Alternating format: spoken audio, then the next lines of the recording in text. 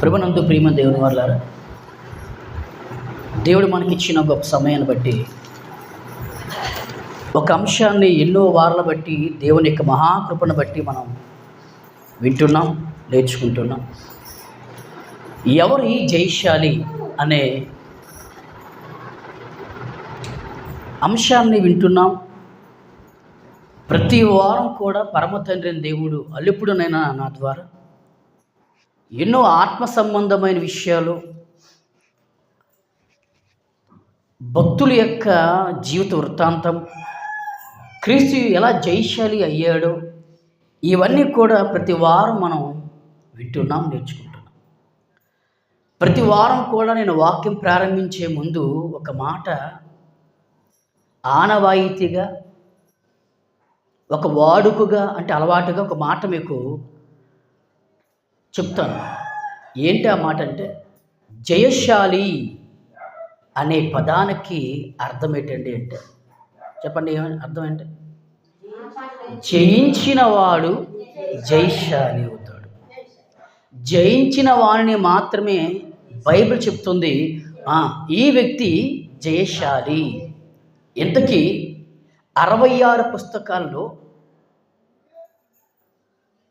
ప్రాముఖ్యమైన వ్యక్తిగా, ప్రథమమైన వ్యక్తిగా, జయశాలిగా పేరు పొందిన వ్యక్తి ఎవరంటే మన కొరకు ప్రాణమిచ్చిన మన ప్రభువైన యేసుక్రీస్తు వారే జయశాలి అనే ఆధారం మనం విన్నాం, నేర్చుకున్నాం. మరి యేసుక్రీస్తు వారు దేనిని జయించారు అంటే చెప్తారా? యేసుక్రీస్తు వారు మొట్టమొదటిగా దేనిని జయించారయ్యా అంటే ఏమంటే పాపమును జయించారు. రెండవది, యేసుక్రీస్తు వారు దేనిని జయించారయ్యా అంటే లోకమును జయించారు. మూడవది, యేసుక్రీస్తు వారు దేనిని జయించారయ్యా అంటే శోధనను జయించారు. యేసుక్రీస్తు వారు దేనిని జయించారయ్యా అంటే నిద్రను జయించారు. యేసుక్రీస్తు వారు దేనిని జయించారయ్యా అంటే ఐదవది మనం గత వారం ప్రారంభించుకున్నాం, మనం కోపమును కూడా జయించారు. అందుకే 66 పుస్తకాలలో మొట్టమొదటిగా, ప్రథముడిగా, ఒక ప్రాముఖ్యమైన, ఒక ప్రత్యేకింపబడిన వ్యక్తిగా తండ్రి అయిన దేవుడు యేసుక్రీస్తు వారికి మాత్రమే ఆ జయశాలి అనే బిరుదుని ఇచ్చారు. ఏమండి అంటే జయశాలి అంటే కంపల్సరీగా పాపాన్ని జయించాలి, లోకాన్ని జయించాలి, అవునా, శోధనను జయించాలి, నెక్స్ట్ నిద్రను జయించాలి, అవునా, కోపమును కూడా జయించాలి. ఇంకొన్నాయి, ఏది జయించాలో ఇంకా బోర్డు విషయాలు ఉన్నాయి మనకి.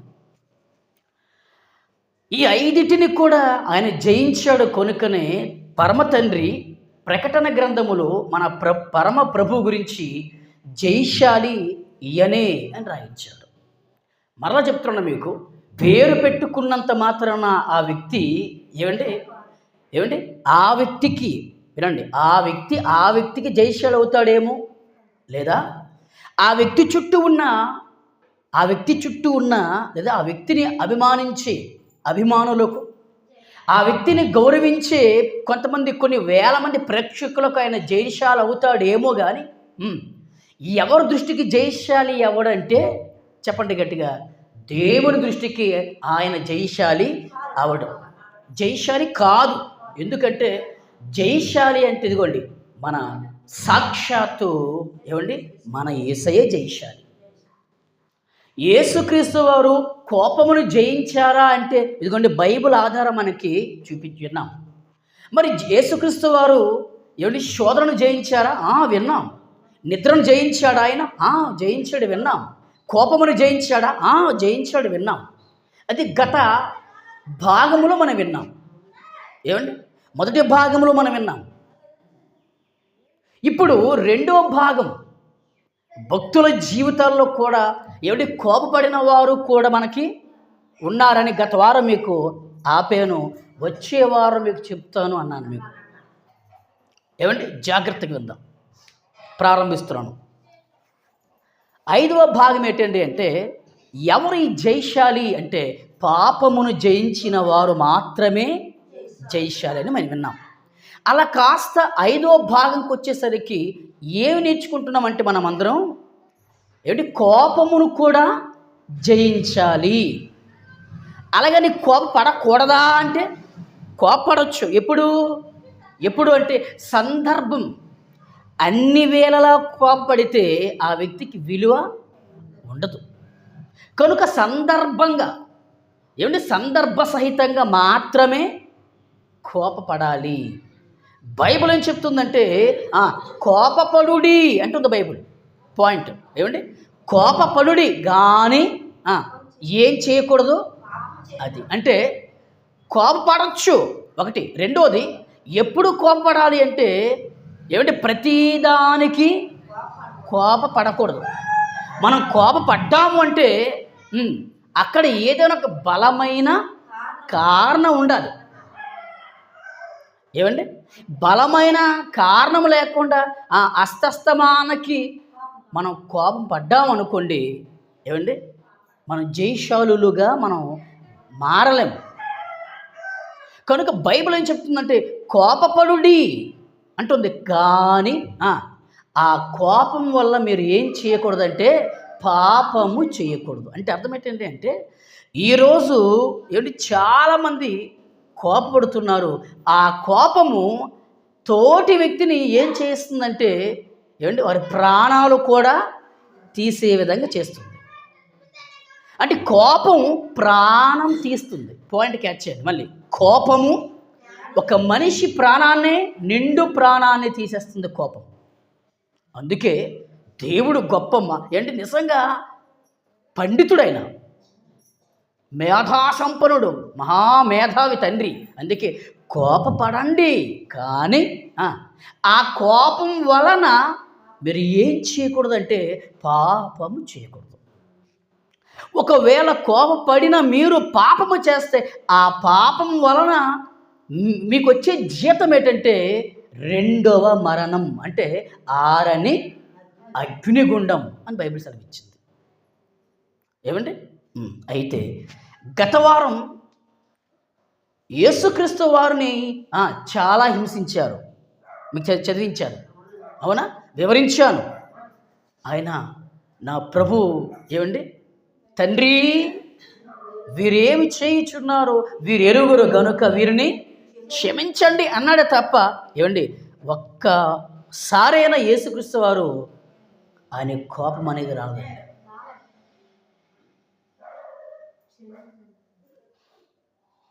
మరి ఇప్పుడు ఆ క్రీస్తుని నమ్ముకున్న క్రైస్తవులు ఉన్నారు. ఇప్పుడు ఆదిమ సంఘములు యేసుక్రీస్తు వారు మరణాన్ని జయించి పరలోక రాజ్యానికి వెళ్ళిపోయిన తర్వాత అపోస్తలుల ద్వారా ప్రారంభమైన సంఘం, అపోస్తలులుగా పిలువబడుతున్న దేవుని సేవకుల ద్వారా ఆరంభమైన ఆదిమ సంఘం. ఆదిమ సంఘం గురించి ఈరోజు మనం జాగ్రత్తగా మనం పరిశీలన చేస్తే ఆదిమ సంఘానికి వచ్చిన వారు సుమారుగా 3,000 మంది ఉన్నారు. బాగా విందాం, ప్రారంభిస్తున్నాను. 3,000 మంది. ఎవరయ్యా ఈ 3,000 మంది? ఎవరయ్య అంటే ఈ 3,000 మంది కూడా ఎవరు నమ్ముకున్నారు అంటే ఇదిగోండి, మన ప్రభువైన యేసయ్యను నమ్ముకున్నారు. ఆ ప్రభువైన యేసుక్రీస్తును నమ్ముకున్న వీరు సంఘానికి వస్తున్నారు, అనేక కార్యక్రమాలలో పాలు పంపులు పొందుకుంటున్నారు, దేవుని వాక్యాన్ని వింటున్నారు, సమయాన్ని దేవుడికి ఇస్తున్నారు, వారి మనస్సులను దేవుడికి ఇస్తున్నారు. చివరికి వారి ఆస్తుపాస్తులను కూడా అమ్మి వాటి వెల తీసుకొచ్చి అపోస్తలుల పాదాల దగ్గర పెడుతున్నారు. ఎంత గొప్పగా డెవలప్మెంట్ అవుతున్న సంఘం ఆదిమ సంఘం, అనగా క్రీస్తు సంఘం. మంచి అభివృద్ధి బాటలో ప్రయాణం చేస్తున్న సంఘం. చెప్పండి, ఏ సంఘం అది? క్రీస్తు సంఘం. మంచి ఆత్మీయ బాటలో ప్రయాణం చేస్తున్న సంఘం క్రీస్తు సంఘం. ఏమండి? ఒకరంటే ఒకరికి ప్రేమలు, ఒకరంటే ఒకరికి తగ్గింపులు. ఏమండి? సంఘానికి వచ్చిన విశ్వాసుల మధ్య ఉన్న ఆ బంధం చూడండి. ఒకరంటే ఒకరికి లోబడే మనస్తత్వం, ఒకరంటే ఒకరికి ప్రేమ చూపించే మనస్తత్వం, దయ చూపించే మనస్తత్వం, ఏక మనసు కలిగిన మనస్తత్వం, ఏకాత్మ కలిగిన మనస్తత్వం ఎవరిదయ్యా? ఏ సంఘం అయ్యా అంటే క్రీస్తు సంఘం. మరి ఇప్పుడు ఆ క్రీస్తు సంఘం ఏమండి? ఇప్పుడు క్రీస్తును వెంబడిస్తూ ఒక అనుభవానికి వచ్చింది సంఘం. మీకు అర్థం అవ్వాలి. ఎలా వచ్చిందండి? ఒక అనుభవం వచ్చేసింది. అంటే ప్రార్థన ఎలా చేయాలి తెలిసిపోయిందండి. వాక్యం విని వినే వాక్యాన్ని ఎలా అర్థం చేసుకోవాలో ఆ అనుభవంలోనికి వచ్చేసింది సంఘం. ఏమండి? వాక్యం విన్న తర్వాత, అర్థం చేసుకున్న తర్వాత ఆ వాక్యానుసారముగా ఎలా ఈ భూమి మీద ప్రవర్తించాలో ఆ అనుభవంలోనికి వచ్చేసింది ఏ సంఘం? క్రీస్తు సంఘం. ఈ క్రీస్తు సంఘం ఎప్పుడు ప్రారంభమైంది అంటే నూతన నిబంధన కాలంలో ప్రారంభమైంది. ఏమండి? క్రీస్తు ద్వారా, పాయింట్ క్యాచ్ చేయండి, క్రీస్తు ద్వారా ఆరంభమైన సంఘం దేవుని సంఘం, క్రీస్తు సంఘం. అయితే ఆ క్రీస్తు సంఘాన్ని స్థాపించిన వారు ఎవరంటే అపోస్తలులు, అంటే దేవుని సేవకులు. అయితే ఇప్పుడు ఆ సంఘం కాస్త ఎలా వచ్చిందంటే భక్తి జీవితంలో ఒక ఉన్నత శిఖరం ఎక్కింది, ఉన్నత స్థాయిలోనికి వచ్చేసింది, ఒక మంచి అనుభవంలోనికి ప్రయాణం చేస్తుంది ఆదిమ సంఘం, అంటే క్రీస్తు సంఘం. చక్కనైన పాటలు పాడేవారు ఉన్నారు. ఏమంటే? చక్కనైన ప్రార్థన చేసేవారు ఉన్నారు. ఏమంటే? చక్కగా సువార్తను ప్రకటించేవారు కూడా ఆ సంఘాల్లో ఉన్నారు. సేవకులంటే అవసరమైతే ప్రాణాలు ఇచ్చేవారు కూడా ఆ రోజు ఆదిమ సంఘములో ఉన్నారు. అంత గొప్ప ఆత్మీయ సంఘం, దైవ సంబంధమైన సంఘం. ఏమండి? ఒక మంచి దేవుడంటే భయభక్తులు కలిగిన సంఘం, క్రీస్తును వెంబడిస్తున్న సంఘం, క్రీస్తు బాటలో ప్రయాణం చేస్తున్న సంఘం, నడుస్తున్న సంఘం, పరిశుద్ధాత్మ దేవునితో అన్యోన్య సహవాసం చేస్తున్న సంఘం. ఏ సంఘం చెప్పండి గట్టిగా? క్రీస్తు సంఘం.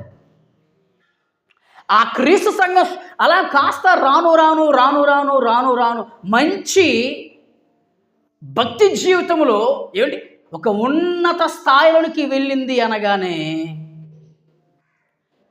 ఆదిమ సంఘానికి ఒక భయంకరమైన ఆపద వచ్చి పడిపోయింది. ఎప్పుడు చెప్పండి గట్టిగా? ఎప్పుడండి? ఆదిమ సంఘం అనగా దేవుని సంఘం లేదా క్రీస్తు సంఘముగా పిలువబడుతున్న సంఘం మంచి అభివృద్ధి అవుతుంది. ఆ సంఘములోను ఉన్న విశ్వాసులు రానున్న రోజుల్లో వారు కూడా బోధకులుగా మారబోతున్నారు. అంటే ఆ అనుభవములోనికి ప్రయాణం చేస్తుంది ఆ రోజు ఆదిమ సంఘం. అపోస్తలుల బోధలో పెరిగారు, సహవాసములు ఎదుగుతున్నారు, రొట్టె విరిచే కార్యక్రమంలో పాలు పంపులు పొందుకుంటున్నారు. ప్రార్థించే విషయంలో తెగిపోకుండా కలిసి సఖ్యత కలిగిన సంఘముగా వారు ఉంటున్నారు. ఆ సమయంలోనే ప్రభునందు ప్రేమని దేవుని వారలారా ఒక భయంకరమైన సమస్య వచ్చి పడిపోయింది సంఘములోనికి.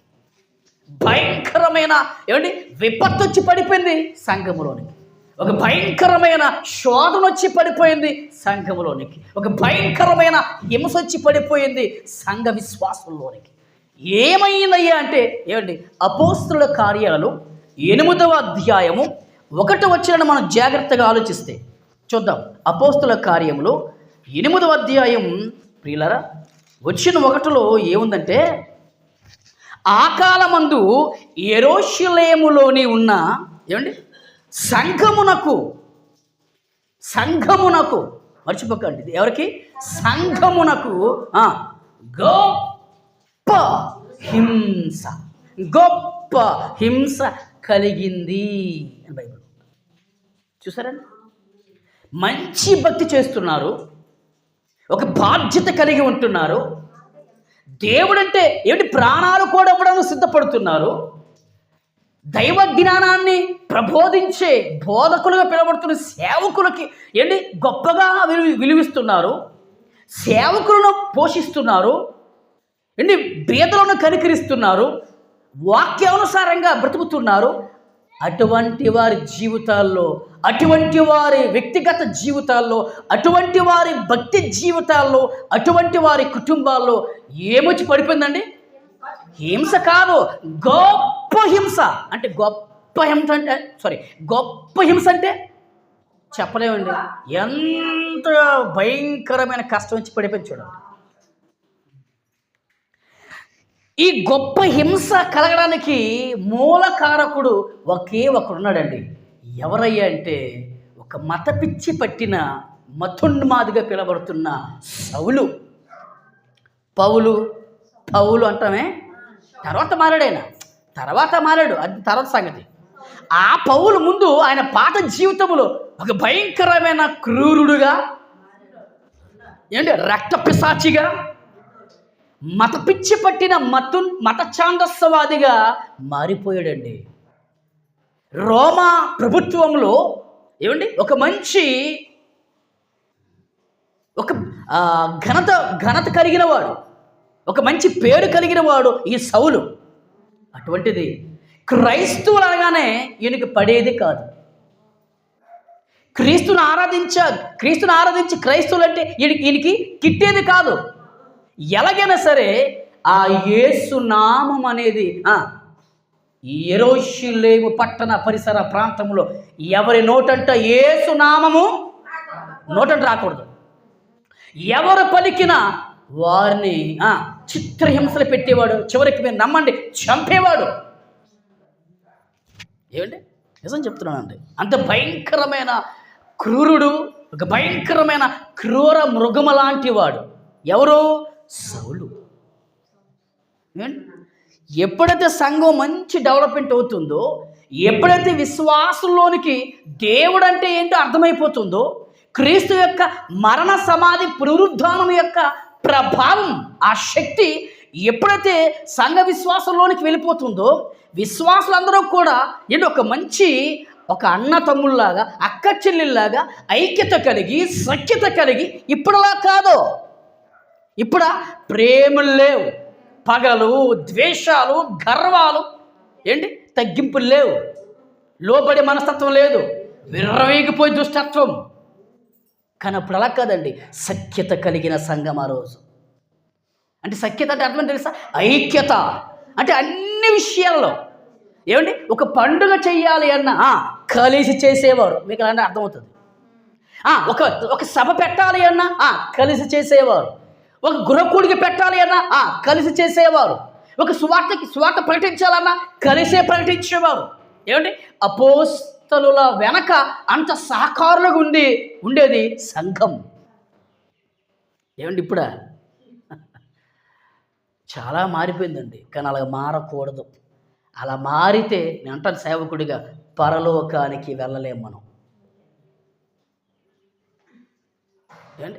ఈ సంఘం ఇప్పుడు అంత గొప్పగా ఉన్నత స్థితిలోకి వచ్చేసరికి ఏం జరిగిందంటే, సౌలు అనే ఒక దుర్మార్గుడు వలన సంఘానికి గొప్ప హింస కలిగింది. ఇప్పుడు కలిగింది అంటున్నాం కదా. ఇప్పుడు ఎవరి ద్వారా అయితే ఆ హింస కలిగిందో, ఎవరి ద్వారా అయితే ఆ కష్టాలు వచ్చాయో, ఆయన నోటంటే విందాం. చూడండి, ఆయన అంటున్నాడు. ఎవరు? సౌలు. ఎలా మారాడని చెప్పాను ఇందాక, పౌలుగా మారిపోయాడా? ఆ పౌలుగా మారిన తర్వాత ఆయన అంటున్నాడు, అయ్యో నేను చదువుతా చూడండి. గలాతీయులకు రాసిన పత్రిక 1వ అధ్యాయం వచనం 13. గలాతీయులకు రాసిన పత్రిక 1వ అధ్యాయము వచనం 13 విందామా? చూడండి. పూర్వకాలమందు. పూర్వమందు అంటే అర్థం ఏంటి? పూర్వమందు అంటే అంటే ప్రభువు దగ్గరికి రాకముందు కాలం. మత పిచ్చి పట్టిన కాలంలో పూర్వమందు చూడండి, యూదా మతస్థుడనై. అది ఎవరు చెప్తున్నారు ఈ మాట? క్రీస్తు సంఘానికి ఎవరైతే గొప్ప హింస కలిగించారో, ఏంటి దేవుని సంఘానికి లేదా క్రైస్తవులకు ఎవరైతే ఆపద తెచ్చిపెట్టారో, క్రైస్తవులను ఎవరైతే దుఃఖపరిచారో, ఆ సౌలే యేసు ప్రభు ద్వారా పౌలుగా మారిన తర్వాత ఆయన నోటంట వస్తున్న ఒక అద్భుతమైన సాక్ష్యం. ఏమంటున్నాడు తెలుసా ఆయన? నేను పూర్వమందు యూదా మతస్థుడనై. అది ఉందా బైబిల్ మాట? ఏముంది? యూదాకి అంటే యూదా జాతులో, యూదా మతములో నేను కూడా ఒక మతము కలిగిన వాడిని. యూదా అనేది ఒక మతం, వినండి. అంటే అందులో ఈయన కూడా ఒక మెంబర్షిప్. నేను యూదా మతస్థుడని అంటే మతం అంటే మత పిచ్చి కలిగిన వాడు ఆయన అంటున్నాడు. యూదా మతస్థుడనై ఉన్నప్పుడు, యూదా మతస్థుడిగా మత పిచ్చి పట్టిన వాడు ఉన్నప్పుడు నేనంటే ఎవరు? యూదా మతస్థుడుగున్న సౌలుగున్న నేను ఏమిటి? నేను దేవుని సంఘమును, ఉందా బైబిల్లో? దేవుని సంఘమును ఏంటి అపరిమితముగా అంటే అర్థం తెలుసా? చాలా ఎక్కువ. మితము అంటే తక్కువ, అపరిమితం అంటే చాలా. ఏంటి? అపరిమితముగా హింసించి, ఇందాక చదువుకున్నాం మనం అపోస్తలుల కార్యములు 8వ అధ్యాయం 1వ వచనములో ఏమిటి? ఆదిమ సంఘానికి గొప్ప హింస. ఇప్పుడు అదే ఆయన నోటంటే ఒప్పుకుంటున్నాడు అంటే అర్థం తెలుసా? ఏమండి? ఎటువంటి వాడైనా, ఎంతటి మత పిచ్చి పట్టినోడైనా యేసు ప్రభు దగ్గరికి వచ్చి తన తప్పును తెలుసుకోవాలి. తన పాత జీవితంలో ఏం జరిగిందో అందరి ఎదుట సాక్ష్యం చెప్పుకోవాలి. తన తప్పును తెలుసుకోవాలి, పశ్చాత్తాపడాలి. ఇక్కడ అదే అర్థమైపోతుంది మనకి. నేను యూదా మతస్థుడని ఉన్నప్పుడు ఏమిటి? దేవుని సంఘమును అపరిమితముగా హింసించి, 1, 2 నాశనము చేయొచ్చు. ఏమండి? ఏం చేస్తున్నాడు ఆయన? నాశనం. మీరు ఆలోచించండి చెప్పండి. నాశనం అంటే అర్థం చెప్తారు, మీరు చెప్పండి. ఇప్పుడు నాశనం అంటే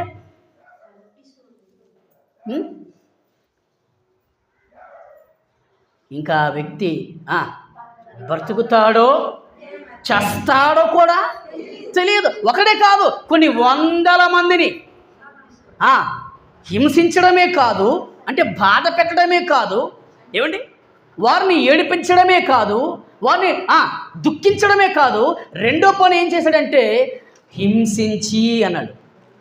క్షమించండి, ఏంటి? హింసించి కాదు, అపరిమితముగా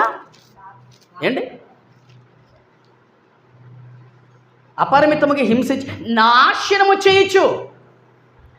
ఈ కుటుంబము ఎన్నటికి యేసు నామము పలకకూడదంటే ఈ కుటుంబాన్ని లేపేయాలి, చంపేయాలి. ఇంకా భాష ఏంటి? నాశనము, హింసించి నాశనము చేయొచ్చు.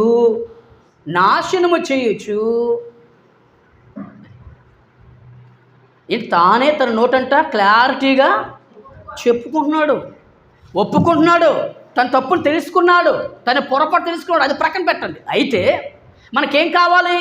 ఆదిమ సంఘములో ఏమంటే ఇంత గొప్ప హింస కలిగింది.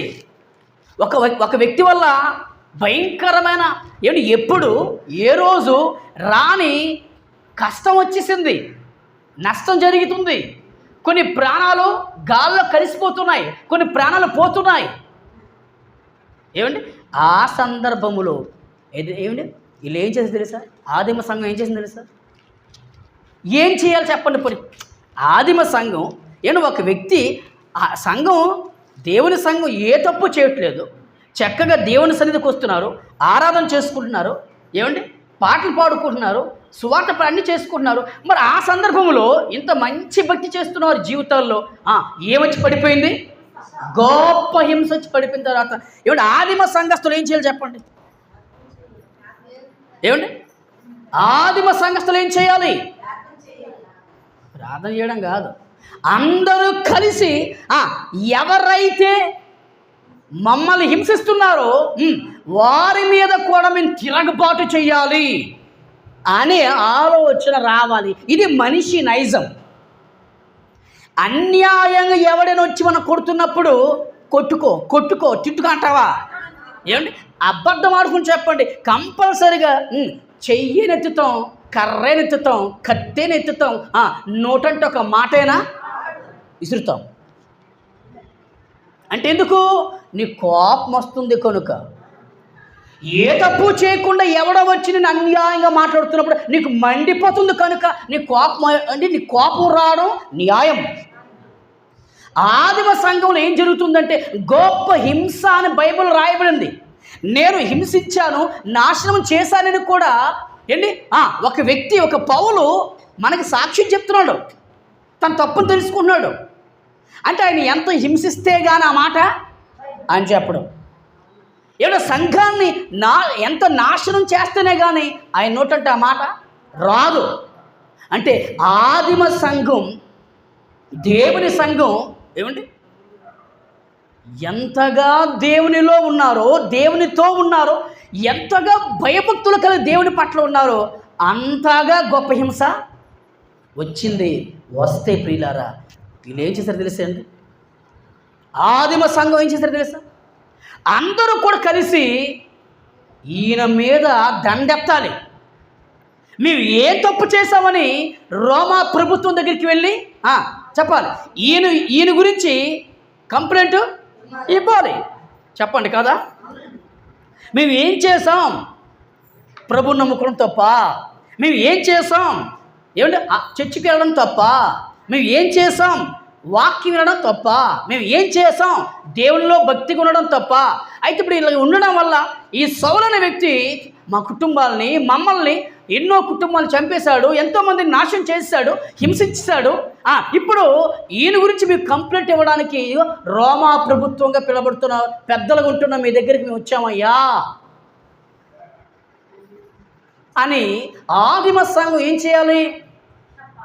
ఒక వ్యక్తి గురించి లేదా ఆ సౌలు గురించి కేసు పెట్టాలి. ఏమండి ఆదిమ సంఘం ఆ సౌలు మీద తిరగబడలేదు. ఆదిమ సంఘం ఎవరికి హింస ఏ హింసకి కారకుడైతే సౌలు ఉన్నాడో, ఏ నాశనానికి కారకుడిగా ఉన్నాడో సౌలు, ఆ సౌలు మీద తిరగబడలేదు. రెండవది ఆ వ్యక్తి గురించి కేసు పెట్టలేదు. ఇది ఇక్కడ మనకు కావాల్సింది ఏంటంటే ఆదిమ సంఘములో అంత హింస వచ్చినా కూడా ఎవరికి సౌలు గారి మీద కోపమే రాలేదు. కోపం రాలేదు అనడానికి కారణం వాక్యం చూడండి, కారణం ఉందో చూడండి.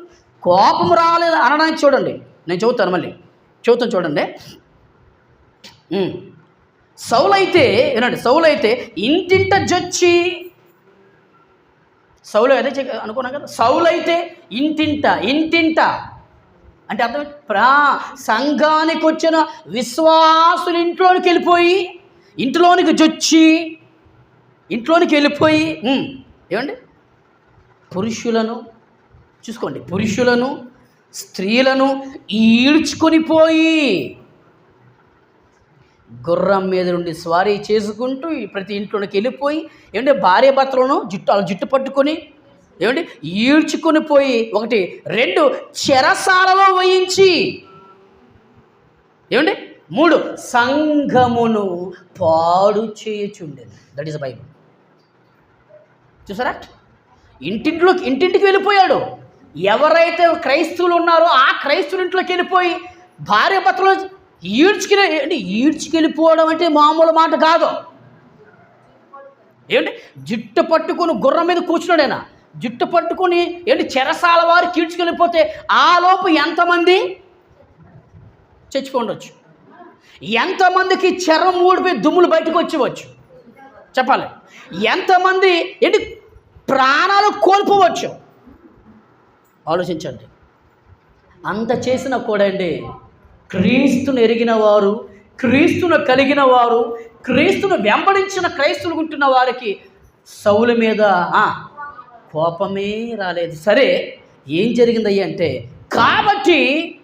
కాబట్టి చెదిరిపోయిన వారు, ఏం జరిగింది ఇక్కడ? హింస వచ్చింది, హింస కలిగింది, నాశనం అయిపోతున్నారు, చెంపబడుతున్నారు. కోరుండి సౌలు జైలుకి ఈడ్చుకెళ్ళిపోతున్నాడు. జైలుకి ఈడ్చుకెళ్ళే లోపు ఎంతమంది చనిపోతారో తెలియదు. మరి ఎంత జరిగినా కూడా ఏమైంది అక్కడ సంఘం అంటే, అందరూ కూడా ఒక మీటింగ్ పెట్టుకొని ఆ వ్యక్తి మీదకి దండయాత్ర చేయలేదు. అందరూ కూడా కలిసి ఏం చేశారంటే చెదిరిపోయారు. అంటే అంతవరకు ఒక కుటుంబముగా ఉన్న ఈ సంఘం ఏమైపోయింది? 4 దిక్కులా చెదిరిపోయింది. చెదిరిపోయిన సంఘం ఏం చేసింది అంటే సువార్తను ప్రకటించింది. ఏంటండి అంటే, అంత హింసించాడు, ప్రాణాలు తీసేశాడు, సంఘాన్ని పాడు చేసేసాడు, సంఘాన్ని నాశనం చేసేసాడు. కానీ కోపము రాకుండా చెదిరిపోయారు. మనం కోపడినంత మాత్రాన మనం సౌలుని ఏమీ చేయలేము. కోపపడే అవసరం మనకేంటి? అవసరమైతే మనలాంటి వారిని కొన్ని వేల మందిని తయారు చేయొచ్చు. అది మన చేతుల్లోని దేవుడు పెట్టాడు. మనం నేర్చుకున్న వాక్యం అంత గొప్పది. మన కొరకు ప్రాణం ఇచ్చిన యేసయ్య ఎంత గొప్పవాడు కనుక చెదిరిపోయి తూర్పు ఒకరు, మీ భాషలో పడమరొకరు, దక్షిణ ఒకరు, ఉత్తర ఒకరు, ఇలా 4 దిక్కులు చెదిరిపోయి సువార్తను ప్రకటిద్దాం అనుకున్నారండి. దీన్ని బట్టి మనకు అర్థమయ్యేది ఏంటంటే, వారి ఆత్మీయ భక్తి జీవితాల్లో కోపమును జయించారు ఆదిమ సంఘం. మీరు ఆలోచించండి, పోయి అక్కడ ఎంత క్లారిటీగా ఉందండి, ఎంత క్లారిటీ దేవుడు రాయించి చూడండి. సౌలైతే, మళ్ళీ చదువుతున్నాడు, సౌలైతే ఇంటింట జొచ్చి ప్రతి ఇంటిలోకి వెళ్ళిపోయాడు. అధికారం, బలం ఉంది. కాస్త ఆ రోమ ప్రభుత్వం పట్టించిన ఘనత ఉంది, మంచి పేరుంది, ఎంత కొంత ఉద్యోగం కలిగిన వాడు, జ్ఞానం కలిగిన వాడు, మాటకారి. కత్తి పట్టుకుంటే ఆయనలాగా యుద్ధం ఎవరు చేయలేరు. అంటే అన్ని విద్యలలో మంచి ఆరితేరిన వాడు కనుక సౌలు అంటే రోమా ప్రభుత్వానికి కూడా చెప్పండి భయం. సౌలు అంటే గడ వణుకుపోయేవారు. మరి అంతటా సౌలే దేవుని పిల్లలను నాశనం చేశాడు, చిత్రంసలో పెట్టాడు, చెరసాల కీడ్చుకెళ్ళిపోయేవాడు, చివరికి చంపేశాడండి.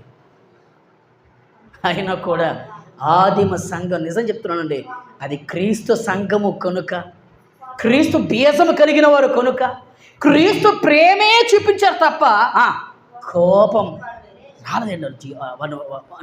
వాళ్ళ నుండి బయటికి కోపమే రాలేదు. సరే, 4 దిక్కులు చెదిరిపోయి సువార్తను ప్రకటించారు. అదేంటి సంఘం అంటే ఆదిమ సంఘం దేనిని జయించిందయ్యా అంటే కోపమును జయించిన సంఘం క్రీస్తు సంఘం. కోపమును జయించిన సంఘం ఆదిమ సంఘం. ఎందుకంటే వారికి నేర్పించే సేవకులు అంత గొప్పగా వాక్యం నేర్పించారు. ఆదిమ సంఘానికి నేర్పించిన వాళ్ళు మామూలుగా సేవకులు కాదు, ఆత్మ ప్రేరేపణ కలిగిన వారు, ఆత్మ నడిపింపు కలిగిన వారు, ఆత్మ ఆవేశం కలిగిన వారు, దైవావేశం కలిగిన వారు. సంఘం అంటే మంట కలిగిన వారు, భారం కలిగిన వారు, బాధ్యత కలిగిన వారు. ఆ సేవకులలో నుండి వచ్చిన ప్రతి మాట విశ్వాసుల గుండెల్లోనికి వెళ్ళిపోయేది కనుక వారు కూడా వాక్యానికి గుడి కట్టారు సంఘం. మళ్ళీ దేవుని వాక్యాన్ని గుడి కట్టింది సంఘం. అందుకేనండి వారి గుండెల్లో దేవుడు, వాక్యం తప్ప, ఆత్మ తప్ప కోపానికి చోటే లేదు కనుక సౌలు మీద కోపం లేదు. సరే, 4 దిక్కులు చెదిరిపోయి చివరికి సువార్తను ప్రకటించింది సంఘం.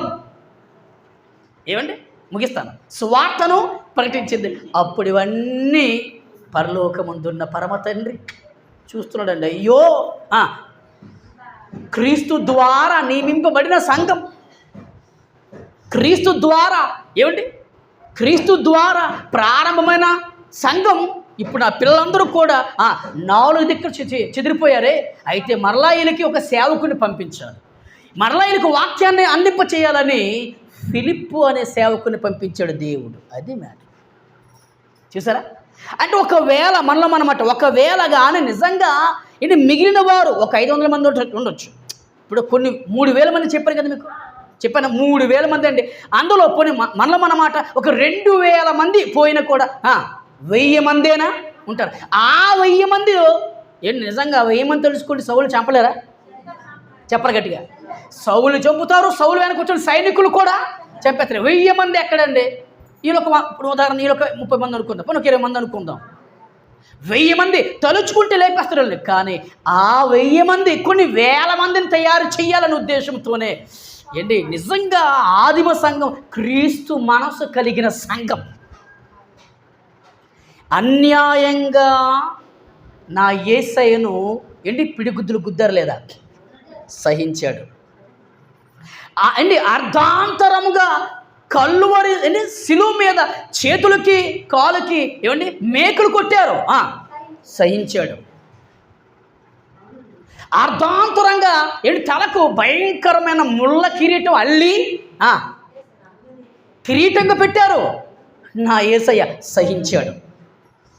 అందుకే సహించాడు, కోపాన్ని జయించాడు, జయశాలి అయ్యాడు. కనుక ఆ క్రీస్తు నమ్ముకున్న వారు కూడా ఆ రోజు ఆదిమ సంఘం అలాగే ఆ క్రీస్తుని అనుసరించింది. ఈరోజు మనం అలాగే చేయాలండి. ఒకవేళ మళ్ళీ కోపం వచ్చినా కోపడద్దు. గత వారం చెప్పాను, కోపం మౌనము, ఆగ్రహము విడిచిపెట్టు. చూసారా ఎంత క్లారిటీగా ఉందో మనకి బైబిల్. అంటే ఆదిమ సంఘం ఈరోజు ఉన్న కొన్ని వేల సంఘాలకి నేర్పుతున్న పాఠం ఏంటంటే, మన ఆత్మీయ భక్తి జీవితాల్లో శ్రమలు వచ్చినా, శోధనలు వచ్చినా, లేదంటే ఒక వ్యక్తుల వల్ల, కుటుంబాల వల్ల కుటుంబాల వల్ల మన మనస్సు బాధపడిన వారిని మీరు ఏమీ అనొద్దు. మీరు చేయవలసిన బాధ్యత, మీరు చేయవలసిన పనిని మీరు సక్రమంగా చేసుకుని పోండి. మీ ఆత్మీయ భక్తి జీవితాల్లో, మీ వ్యక్తిగత జీవితాల్లో, మీ ప్రవర్తనలో సమాజానికి యేసయ్యనే చూపించండి అని ఈ ఆదిమ సంఘం ఈరోజు మనకు ఒక మంచి పాఠాన్ని నేర్పించింది. కోపపడలేదు కనుక క్రీస్తులాగా ఆ కోపాన్ని జయించింది కనుక మరలా దేవుడు ఏం చేశాడంటే ఆ చెదిరిపోయిన సంఘానికి మళ్ళీ బలపరచాలని, చెదిరిపోయిన సంఘానికి మళ్ళీ ఒక కాపరి ఉండాలని ఫిలిప్పు అనే మన అన్నయ్యని పంపించాడు. మన అన్నల దగ్గరికి, అక్కల దగ్గరికి పరమ తండ్రి. అంటే ఈ సంఘం ఏ సంఘం అయ్యి అంటే ఆదిమ సంఘం. ఈ సంఘం ఏ సంఘం అయ్యి అంటే క్రీస్తు సంఘం. ఈ సంఘం ఏ సంఘం అంటే ఆ సంఘములో ఉన్న ఒక మంచి ఒక అలవాటు ఏంటంటే, లేదా ఒక మంచి వారికున్న వ్యక్తిత్వం ఏంటంటే కోపపడలేదు. అంతే కదండి. ఇప్పుడు ఏం లేదు, ఎవరైనా మన ఇంటికి వచ్చి మన వస్తువుని ఎవరు తీసుకెళ్ళిపోతున్నా పట్టుకొని, వస్తువు తీసుకెళ్ళినప్పుడే మీకు అంత మండిపోద్ది. మరి ప్రాణాలే తీసేస్తున్నాడు సౌలు. ప్రాణాలే తీసినప్పుడు మనమందరం కలిసి వాడు ప్రాణం తీయాలి అనుకోవాలి. ప్రాణం ఇచ్చాడు క్రీస్తు, ఎవరి ప్రాణాలు తీయలేదు. వేల మందిని రక్షించడానికి తన ప్రాణాన్ని అర్పణముగాను బలియాగముగా అర్పించాడు యేసుక్రీస్తు వారు. మరి ఆ క్రీస్తు బీజం, ఆ క్రీస్తు యొక్క DNA ఆదిమ సంఘములో ఉంది. ఈరోజే ఆ క్రీస్తు బీజము లేని పనికిమాల క్రైస్తవులు బతుకుతున్నారు ఈరోజు చాలామంది. ప్రేమలు లేవు, కోపాలు, ద్వేషాలు. నువ్వంతా నేనంతా, డిబేట్కి వస్తావా, డిబేట్ దీపదమా, నువ్వు నేర్చుకున్న వాక్య జ్ఞానం అంతా, నేను నేర్చుకున్న వాక్య జ్ఞానం అంతా, నువ్వు చిన్న బుడ్డోడివి, నువ్వు లిల్లీ పొట్టుకోడివి. క్రీస్తు ప్రేమ లేదు. కోపాలు, పగలు, ద్వేషాలు, గర్వాలు అలాగే అయిపోతుంది క్రైస్తవ సంఘాలు. కానీ ప్రియులారా, మన చనిపోయినంత వరకు ఇదిగోండి మన జయశాలి మనం నేర్పుతున్న పాఠాలు ఏంటంటే, ఇదిగో నేను కోపం జయించాను. ఆదిమ సంఘం కూడా జయించింది కోపం. మీరు కూడా అన్ని వేళలో కోపపడకూడదు. ఆ కోపాన్ని జయించండి. జయశాలులుగా ఈ భూమి మీద మీరు బ్రతకండి. అయిపోయింది వాక్యం. ఏమండి, మళ్ళీ ఇందులో భాగం మళ్ళీ వచ్చే వారం కొన్ని విషయాలు మళ్ళీ మనం నేర్చుకుందాం. సెలవు, ప్రార్థన చేసుకుందాం.